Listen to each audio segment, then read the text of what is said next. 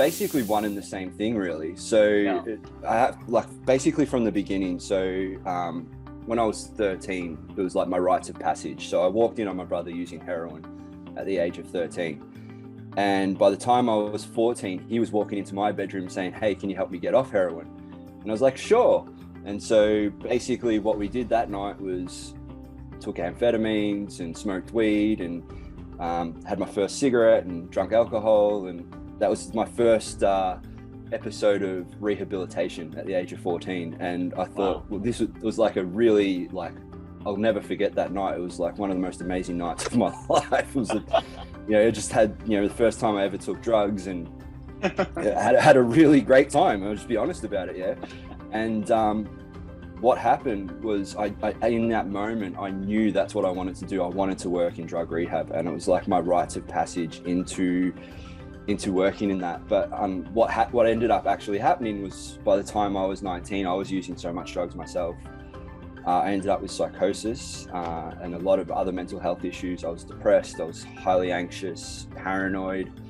I actually ended up in a psych ward. And it was in that point of time that I actually started using heroin. And in the using of heroin, I was able to basically close off all of the other voices that I was getting through psychosis. And I had the epiphany in that I can't go down this path anymore, and I need to figure out a way out of here. And that was when I just went cold turkey, got completely clean. Wow. And asked for some signs about what I should be doing with my life, and heard an ad, become a personal trainer in 6 weeks. So I did. And so I started studying.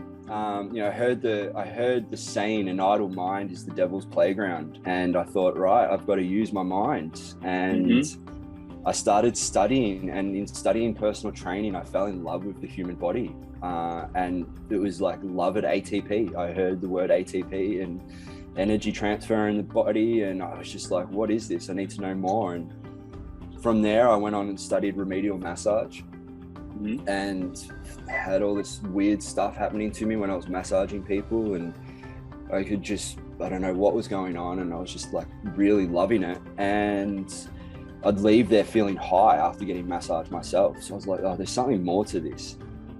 I just couldn't put my finger on what it was.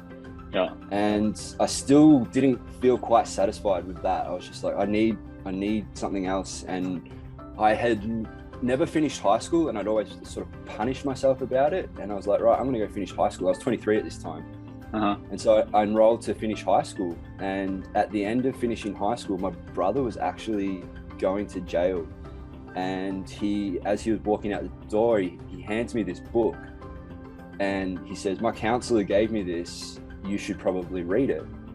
And I was like, "Oh, what is it?" And I look at the book, and there's a picture of a yin-yang symbol, 5 elements, a star, and a marijuana leaf. And it's like, and the title of the book's Higher and Higher. It's like, what's this? Like, it's like, what's this book about? And so I read the book, and I read it in like 3 days. And it was a book about Chinese medicine and drug addiction. And it felt like that book was literally written to me. Yeah. And so I was like, got on the phone, I ring the author, I'm like, can I get an appointment in? And I was just super, like, it was a crazy time. And I got an appointment that weekend, and within 2 hours of talking to this guy, I was just, this is it. This is my path. This is what I need to be doing for the rest of my life. I found it. And then after that, I worked in rehabs as a PT and massage therapist for this team of people. And that's sort of history. That's where it started. Wow. It sounds like you like to get high. I do like to get high, Jimmy.